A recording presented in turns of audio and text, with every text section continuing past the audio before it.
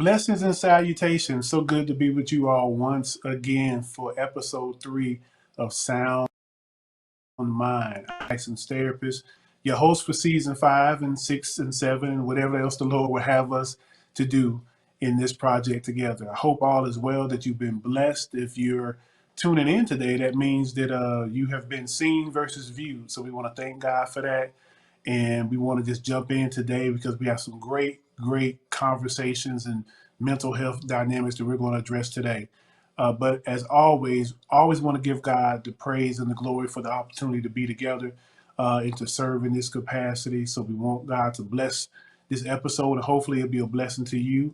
I'm extremely excited to share today on today's subject matter. But before we get started with today's subject matter, we want to make sure that we're doing our homework. So on last week in episode 2, we talked about moving past irrationality, or the rationalities of irrationalities, where we talked about the difference between distrust, paranoia, suspicions, and how do you navigate through those by utilizing discernment. So please make sure that you did your homework, because here at Sound Mind and on Hope TV, we're not just here for conversation, we're here for conversion. But another part that's important about conversion is conviction.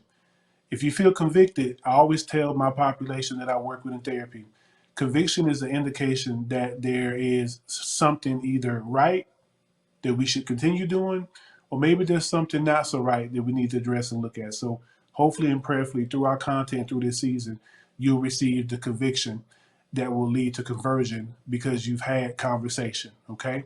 All right. So let's dive right on in. So I am so excited about this particular episode's content, because today we're going to be talking about the psychology of lust versus love. Okay. This one hits kind of different, as they say in urban pop culture, as I like to say. This one hits a little different because a lot of times in my practice over 25 years, a lot of people come to me concerning feelings and emotions regarding love and understanding of love, and when there's been a breakdown in love. There's a lot of love questions and a lot of love inquiries, self-love, and how do we love in a healthy way. So what we want to do is we want to address the psychology of lust versus love, because there is some strong differentiation between the two. And so what we're going to do is, because this is a very padded conversation. So what we're going to do is, in this episode, we're going to talk about the lust characteristics. And then in the next episode, we're going to talk about the love characteristics. And we're going to do a comparison and contrast, because what I want to make sure is that we have an understanding of what these dynamics are. So I don't want to rush it. I want to give it to you slow, and I want you to be able to absorb it and really be able to look at yourself. Now, one thing that I want to say as well, when I was reviewing the literature for this particular episode, and I was doing my research over just different case studies over the years, I thought about something that is written in Ecclesiastes rather 1:18. I want to recite that scripture to you, because you'll find yourself experiencing this as you go deeper and deeper this season in Sound Mind. And what Ecclesiastes 1:18 says is, "For with much wisdom is much sorrow. As knowledge increases, grief increases as well." And the reason why I wanted to bring that into our conversation today is that a lot of times in therapy, when I'm working with my patient population and when I'm doing the research, a lot of what I see sometimes literally it grieves me, but not from a place of sadness, but sometimes from a place of heaviness, because I'm able to see how wrong we've been doing things as a people, how wrong we've been doing things as human beings. Oftentimes, I'll share with my wife in my innermost conversations with her that because I believe in blending the sacred with the secular, because I believe in theology um, um, influencing psychology, a lot of times when I look at my cross references between what God words says with the clinical modalities and theories that I utilize, there's a heaviness that tends to happen, because I realize that we have been living wrong in so many ways in our personal relationships, our spiritual relationships, our marriages. Sometimes it just gets heavy on me, because I realized that we've just been doing it wrong, and we've been shorting ourselves out of the blessings of what relationships are supposed to be and the promises of God's blessings. And so I thought about that scripture and wanted to share that, because as you learn more and you begin to reflect in your own life, you're going to probably experience that heaviness as well. As you're going to look at yourself and say, possibly, I've been doing this wrong for a long time. But the reason why we're here is to have these conversations that again leads to conviction, which leads to conversion.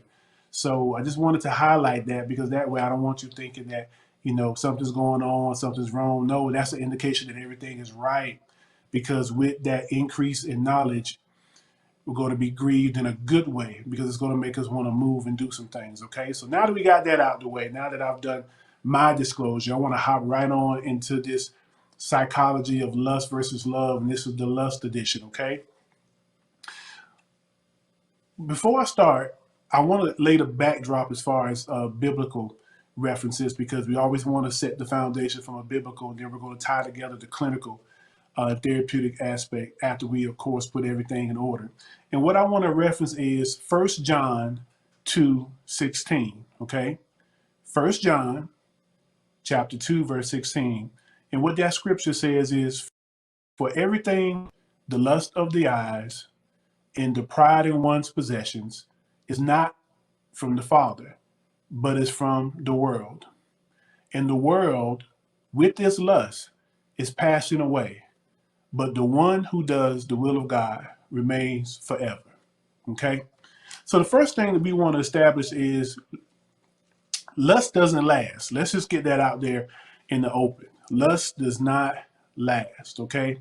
So when we talk about lust, we want to talk about having an understanding of what lust really is, not from a definition perspective or just the common verbiage that we hear, but we want to get an understanding of the characteristics of lust. Okay, so we're going to talk about the characteristics of lust, but then we're going to look at some of the dynamics as well. Actually, let me reverse that. We're going to look at dynamics first, then characteristics in terms of what it looks like, because a lot of times we confuse lust with love and love with lust, because we don't really know the characteristics and dynamics because of how they may appear, and then also depending on where we may be in our own individual uh, spiritual walk or personal emotional growth path as well. So we're going to touch into that. So when we're talking about the dynamics of lust, what we want to look at is lust is wanting legitimate things in illegitimate ways.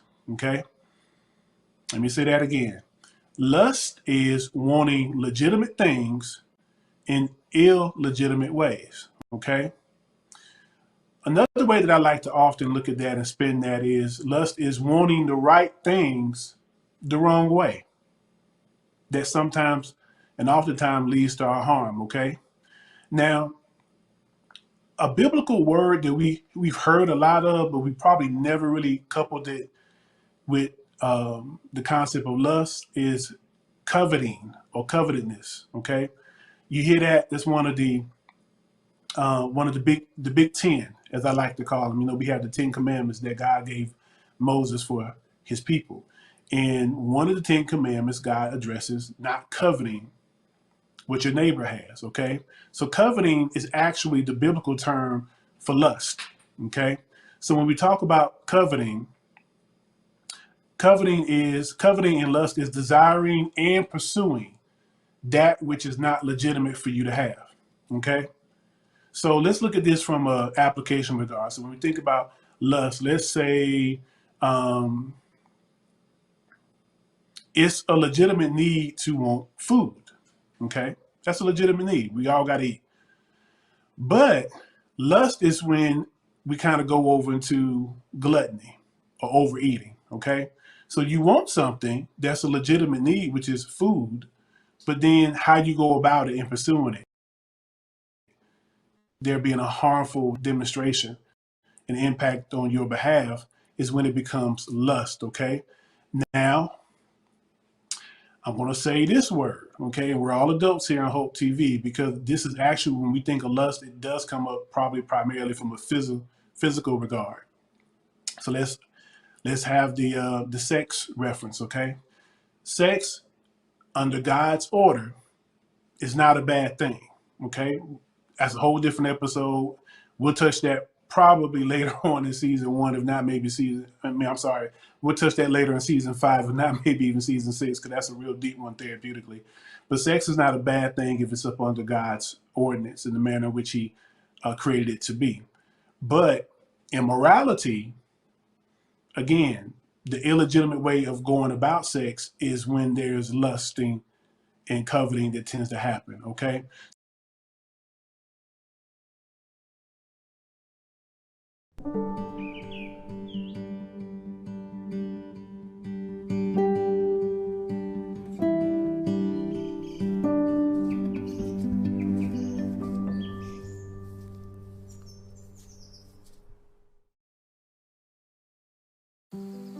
Hey, Dad. I need your help asking Jessica to prom. Of course. Love is like the ocean. You have to tread the Oh, waters. Dad. That's not the kind of help I needed. Hey, Jessica. Will you go to prom with me? Yes. You don't have to be perfect to be a perfect parent. Thousands of teens in foster care can't wait to share their first with you.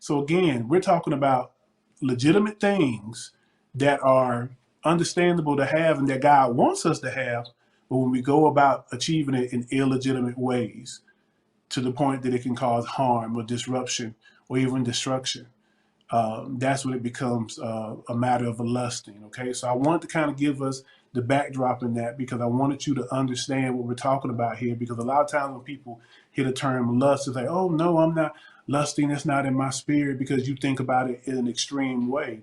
But the whole concept of lust is based on, ironically, a need and actually a provision.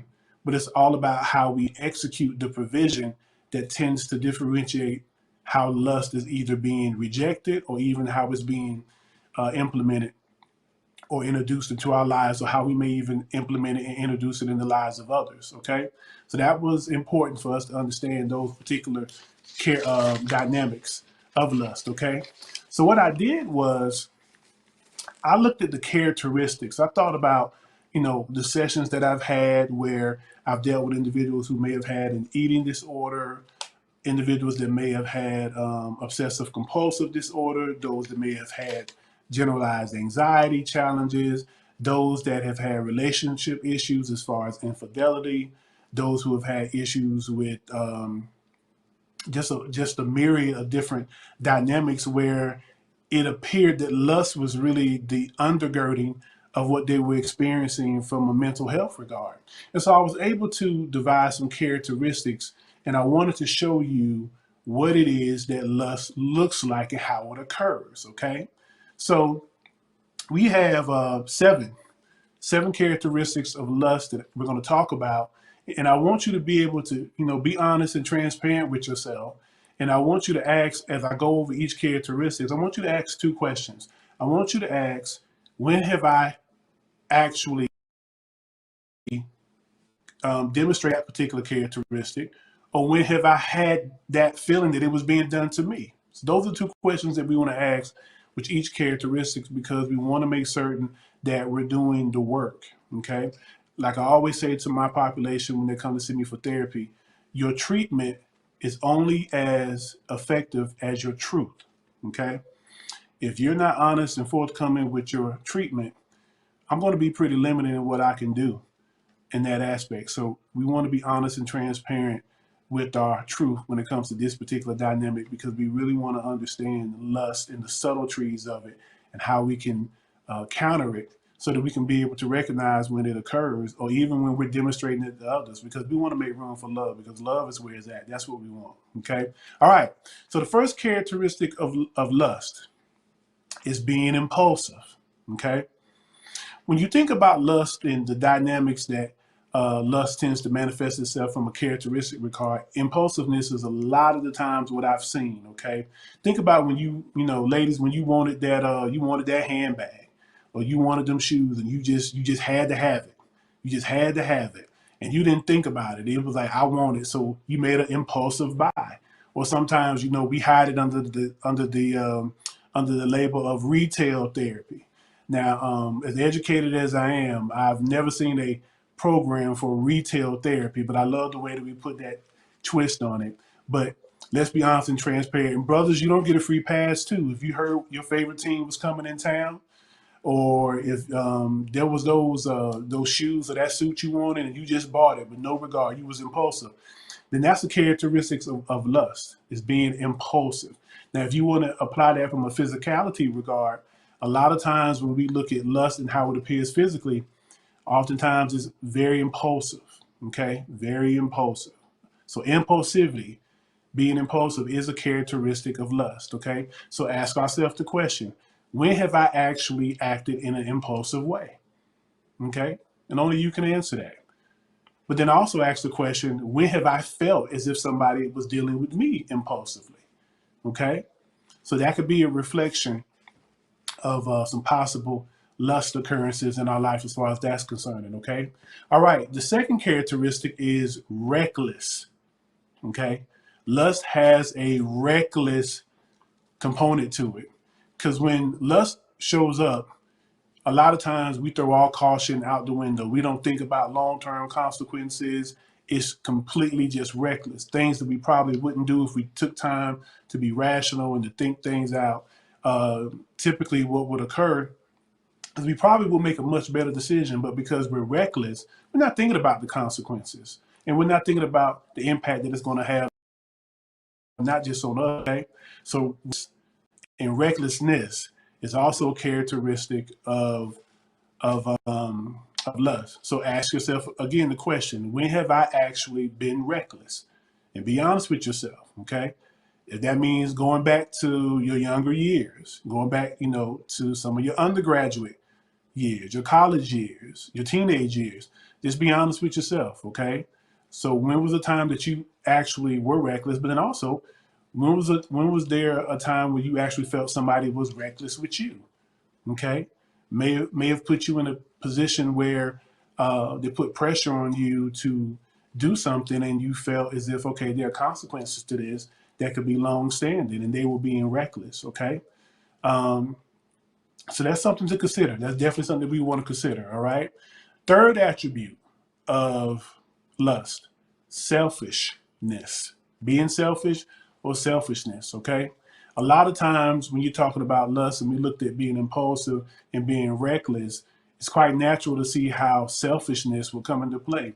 Because a lot of times with lust, we're just thinking about the right now. We're just thinking about us. We want it now, now, now, now. We're not thinking about anybody else because we're lusting. We're lusting for whatever that thing is. So again, ask yourself the question: when have I actually, if I'm honest with myself, been selfish? And when have I also felt as if people were being selfish with me? Okay. Now, just as a point of insight, it doesn't just reflect on physicalities. These things can also be done emotionally. People can lust emotionally. People that are attention seeking, okay, that's a lust for attention. People that have a hard time listening to folk, that could be a lust for control. So it's just so many different ways that lust can manifest itself. It's not just physical. It can definitely be emotional, mental, and it can be spiritual.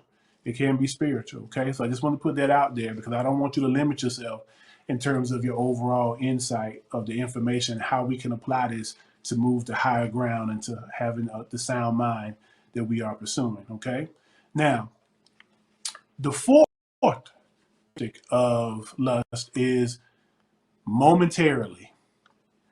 Momentarily. Okay, a lot of times when you're talking about lust, it is right there in the moment. All it cares about is that moment, being momentarily focused. It doesn't think about the past. It doesn't think about the future. It's just in that moment. It's funny because we live in a culture where oftentimes you hear people say, you only live once. you're only gonna, you only get one trip, and live life to its fullest. Well, I hear that, and I can appreciate that in theory. But you make the wrong decision. Um, it doesn't feel like you just have one trip, on this life. You can feel as if you're living many punishments because of the decisions that we make, because we're not exercising good judgment and we're operating from a spirit of lust. So lust has a momentarily focused agenda. It's not thinking about the past or the present. So again, let's ask ourselves the question: when have I actually operated in the moment without any regard to the past or the future? Or when have I felt like somebody dealt with me in the moment? Okay. And that can be applied in a lot of ways. One thing that comes to my mind is sometimes when you get a person that calls you for a sales call, and after you have kindly told them that you were interested, they just felt as if that moment, they just had to capitalize on that moment. And as a result, they would demonstrate some of these other characteristics: the impulsiveness and the selfishness of wanting to take that moment because they were lusting for that next sale or that next commission. Okay. So just again, be mindful of not just internal applications, but also external as well. Okay. All right. So the fifth characteristic, okay, lust is impossible to feel. And when I say feel, I mean FILL. Lust is impossible to feel. You never get enough. You never get enough. How many handbags, good sisters, does it really take? How many pairs of shoes? Okay. Brothers, how many Jordans do we really need to have? How many suits do we really need to have? When you out there, we just bought it. Well, it was on sale and I had to have them. And, it was on sale and, it was a limited edition. But you got 40 sitting at home. Like really, it's impossible to feel. So that's what we look at when we look at lust. It's never enough. It's never enough. And that's always a very careful place that we have to tread, because when something is never enough, that means we're always searching for something. Okay. So when you look at things from a lust regard, it's going to have that feeling of it's impossible to feel because there's a lack of something. And, we got to figure out what that is. And, of course, we could do that in therapy. If you see that, no matter how much you have, it's never enough. Maybe we don't have the emotional or spiritual maturity to be able to be thankful to the point where we say, okay, I got more than enough. I got more than enough. And I'm more than at peace with what I do have. So that's a characteristic as well. That's the fifth characteristic. And again, asking ourselves the question: when have I actually felt as if something was impossible to feel? When did I feel like I just couldn't get enough of? It doesn't mean, you maybe have something once or twice and that's just it. But when you start manifesting your life patterns to feel something at no regard for in no regard for the consequences or the impact, that means it's impossible for you to feel. So you may want to see either myself or one of my peers about that, because we want to see what's at the core of that impossibility to feel. Okay.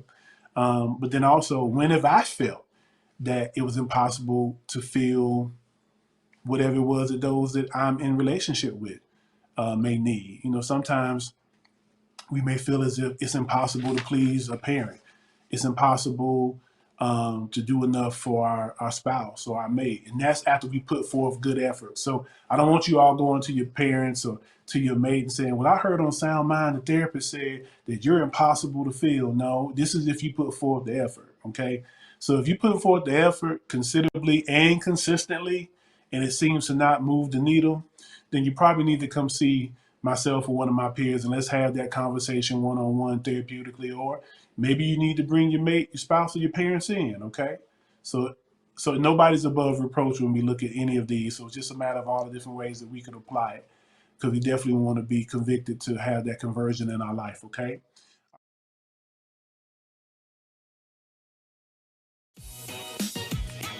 What's up, y'all? It's your boy Jermaine Dolly, Mr. Hello Dolly himself, and guess what? You're tuned in to Team Worship with my homies, Mignon and Corey. Keep it out, y'all.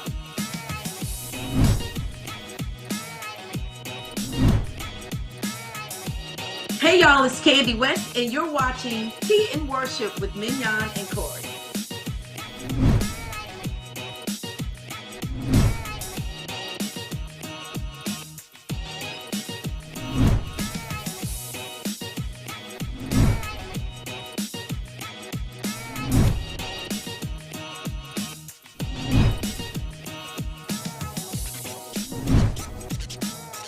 It's your boy James Fortune, and you are watching my favorite news show, Tea and Worship, with my sis Mignon and Corey.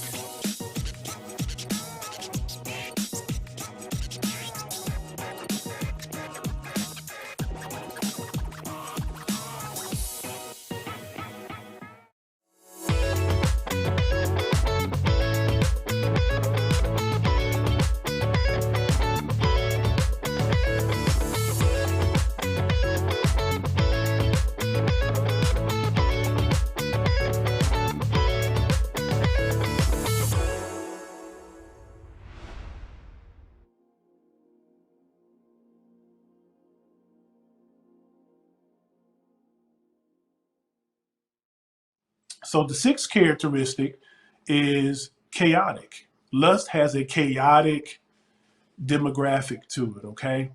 When we say chaotic, it's confusing. It's never smooth. It's never fluid. It's always something. It's just never just right and smooth, okay?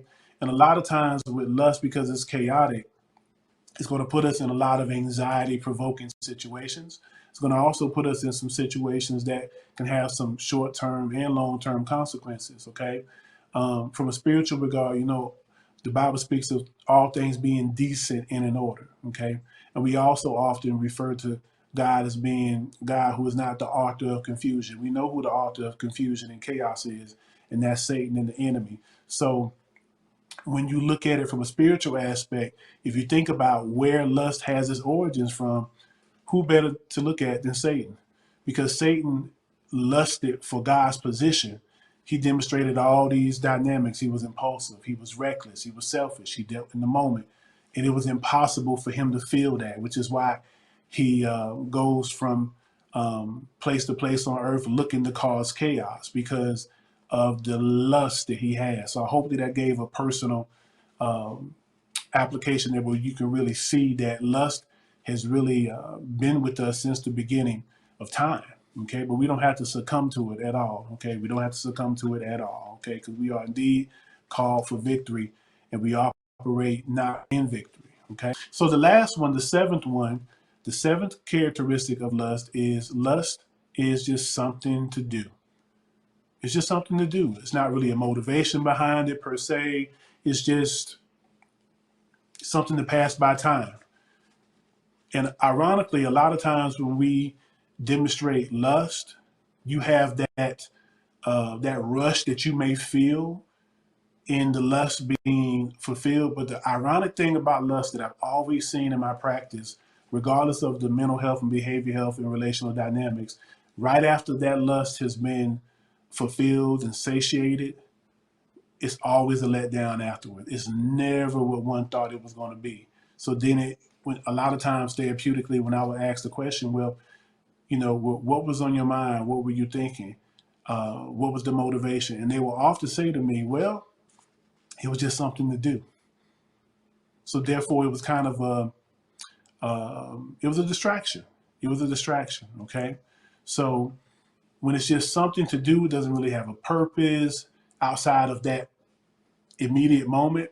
That's often a characteristic that you'll see when it comes to lust and dealing with lust accordingly as far as that's concerned. So again, through all of these seven characteristics, we want to again ask the question, when have I actually, and whatever that characteristic is, and then also the second part of the question is, when have I felt that that was done to me?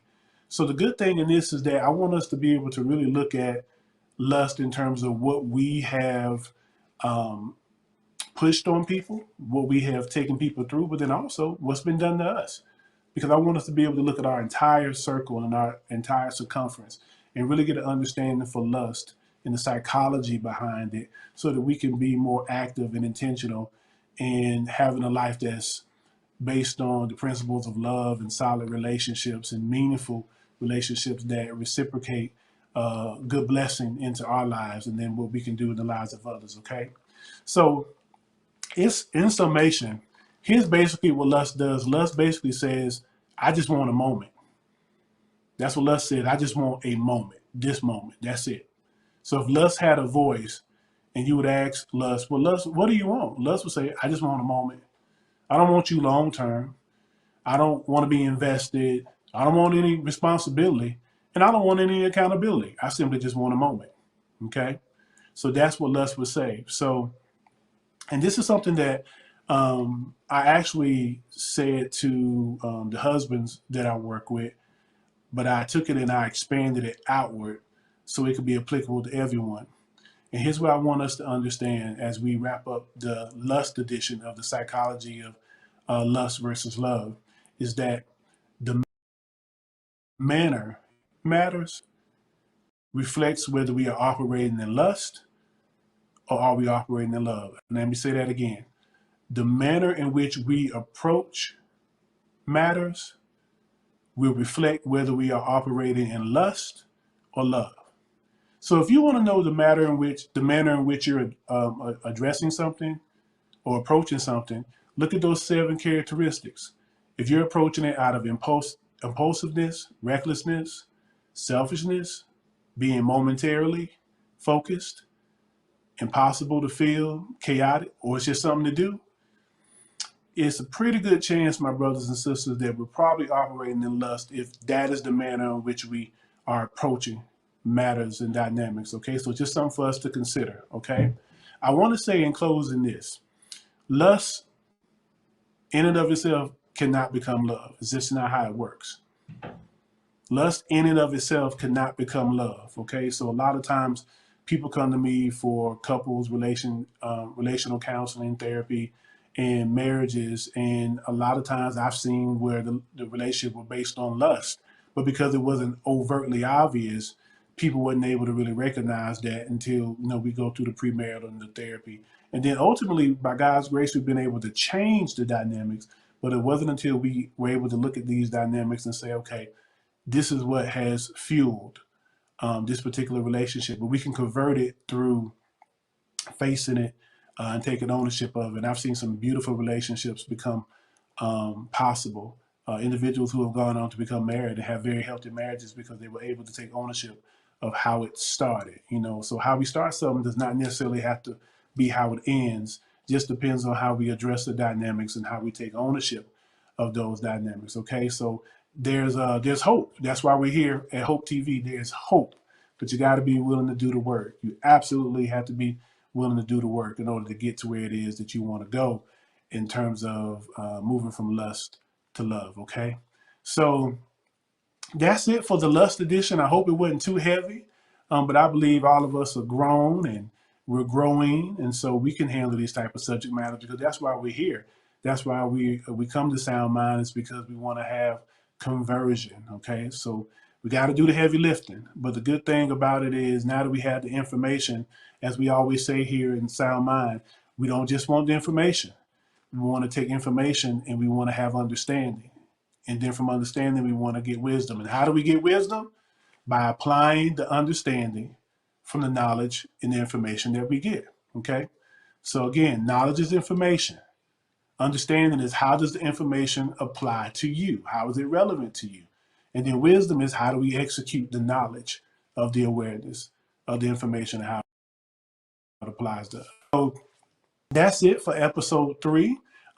Next episode, we'll be doing the psychology of lust versus love, and we'll be functioning from the perspective of the love side of it. Okay, so don't think because it's love that it's going to be easy skating, because love comes with a whole different level of obligations and a whole different charge, because we look at it not from the world's concept, but really from God's perspective. And that is another one of those things that sometimes has grieved me spiritually, is because when I became aware with the biblical evidence of what God really calls love and what it calls us to do, it's heavy, because it lets me know that we've been loving wrong. We've been loving each other wrong. We've been loving our wives and husbands wrong. We've been loving our children wrong. We've just been loving wrong. But there's a way that we can get right, and that's why we're here. So we're going to talk about that in the next episode. So thank you so much for tuning in today. I pray as always that the Lord bless you and keep you, that he make his face shine upon you and be gracious unto you, that he return his loving smile and countenance towards you, that he will bless you when you're going out and coming in, and that he will give you shalom peace, that he will bless you to be at peace with him, also to be at peace with others, but equally as important, for you to be at peace with yourself. I'm Jay Gideon Winfrey, licensed therapist. This has been another episode of Sound Mind. And remember, your theology guiding your psychology leads to sound doctrine, and sound doctrine leads to a sound mind. We'll see you next episode. We love you. Take care. God bless.